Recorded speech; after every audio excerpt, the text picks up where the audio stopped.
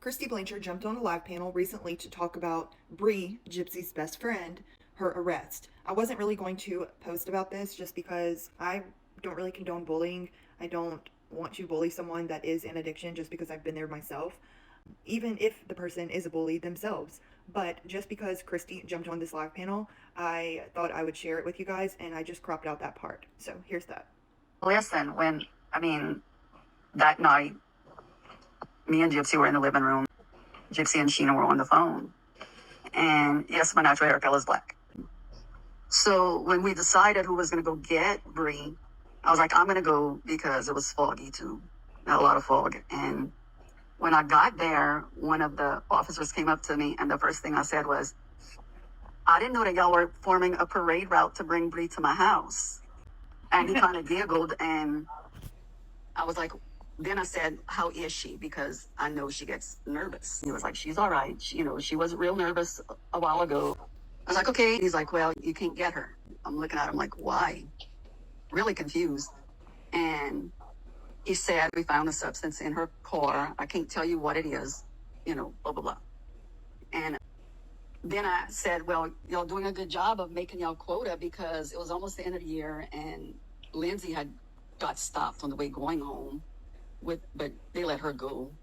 And it was just like, my God, freaking out, about it. And I was just real nice to them. And they, like I said, they were really nice to me. And I asked them if I could go and see Bree and just give her a hug. And they were like, no, we're about to head out. Once again, we're sorry for you having to come out here.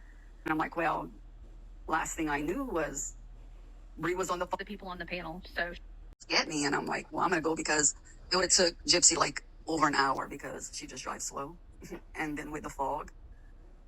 And then when I got in my car, I called Gypsy immediately, and then talked to her, and then I think she in turn called Sheena. By the time I got home, they hadn't booked her yet. No, that's like 1:30 in the morning, dude. Yeah, I went to bed by, I think, Sheena, they said, what, 10:30, 11 o'clock?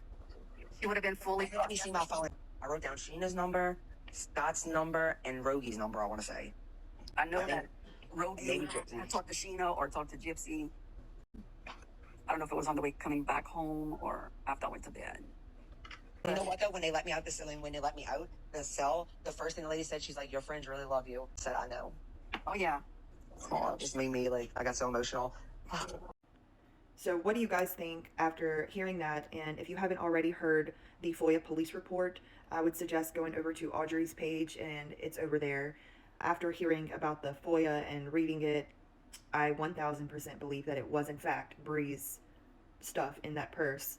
And, anybody going through that, I don't wish that on them. I pray that it gets better or they get help. Anyways, y'all have a great day.